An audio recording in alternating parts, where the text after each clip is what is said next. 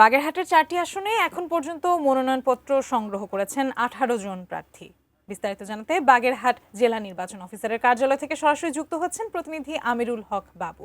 বাবু, আমাদেরকে জানাবেন কেমন দেখছেন বাগেরহাটে নির্বাচনী আমেজ?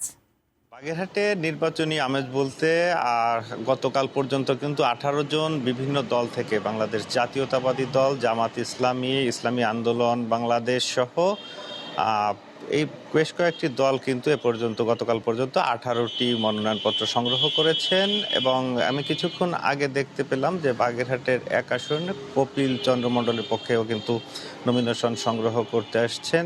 তবে বহুল আলোচিত বাগেরহাটের যে 2 আসন, সেখান থেকে যিনি সংসদ সদস্য, এই যতজন এ পর্যন্ত মনোনয়নপত্র সংগ্রহ করেছেন তার মধ্যে একজনই কিন্তু বিগত সময়ে বাগেরহাটের সংসদ সদস্য ছিলেন, MA সেলিম। তিনি কিন্তু 3টি আসনে মনোনয়ন সংগ্রহ করেছেন, 3টি আসন থেকে। তবে শোনা যাচ্ছে যে তিনি আরও একটি আসন থেকে মনোনয়ন সংগ্রহ করবেন এবং বাগেরহাট 4টিকে উনি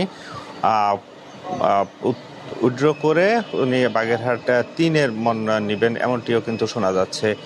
তো আদ্রিতা, বাগেরহাটের 2 আসনের কথা যদি একটু বলি, তার MA সেলিমের আপন ছোট ভাই MA সালাম, যিনি দীর্ঘদিন বাগেরহাট জেলা বিএনপির সভাপতি ছিলেন, তিনিও কিন্তু মনোনয়নপত্র সংগ্রহ করেছেন এবং এইটি নিয়েই কিন্তু বাগেরহাটে আলোচনার সমালোচনার ঝড় বয়ে যাচ্ছে। একই সাথে শোনা যাচ্ছে, যদিও বাংলাদেশ জাতীয়তাবাদী দল আনুষ্ঠানিকভাবে কিছু ঘোষণা দেননি, তারপরেও কপিল চন্দ্র মণ্ডল বাগেরহাট 1 এবং বাগেরহাট 4-এ সোমনাথকে বাংলাদেশ জাতীয়তাবাদী দল মনোনয়ন দিয়েছে। তা নিয়ে কিন্তু বাগেরহাটে মানুষের মধ্যে ক্ষোভ সৃষ্টি হয়েছে, বিভিন্ন আন্দোলনও চলছে। তো এই ছিল আসলে আদ্রিতা।